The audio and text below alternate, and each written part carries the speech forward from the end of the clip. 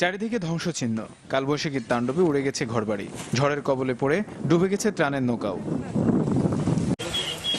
এই ছবি হাওড় অঞ্চল সুনামগঞ্জের। রোববার রাতে কালবৈশাখীতে সুনামগঞ্জ সদর, বিশ্বম্ভরপুর ও দক্ষিণ সুনামগঞ্জে বিধ্বস্ত হয়েছে ২৫০ শতাধিক ঘরবাড়ি। তাই খোলা আকাশের নিচে এখন বসবাস অনেক মানুষের।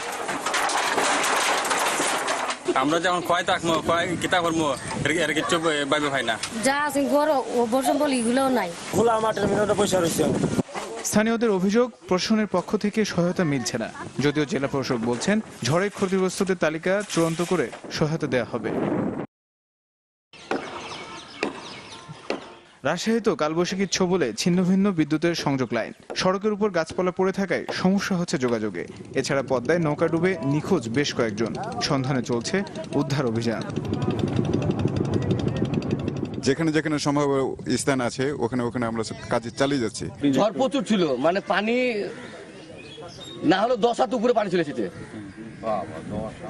বড় বড় খুঁটি উপরে তুলে দিয়েছে, তুলে তুলে আছড়েছে। ওখান থেকে তো আমি ভেসে চলে গেছি, মরা অবস্থা আমার। কোনো মতে আমি জামা কাপড় খুলে ফেলেছি, তারপরে আস্তে আস্তে ধারের দিকে এসে উঠলাম। এদিকে লালমনিরহাটের ঝড়ের পাশাপাশি শিলাবৃষ্টিতে নষ্ট হয়েছে ক্ষেতের ফসল। এছাড়া নাটোর, বগুড়া, টাঙ্গাইল সহ দেশের বিভিন্ন স্থানে কালবৈশাখীর তাণ্ডবে বিধ্বস্ত হয়েছে ঘরবাড়ি ও গাছপালা। তানিম রহমান, চ্যানেল 24।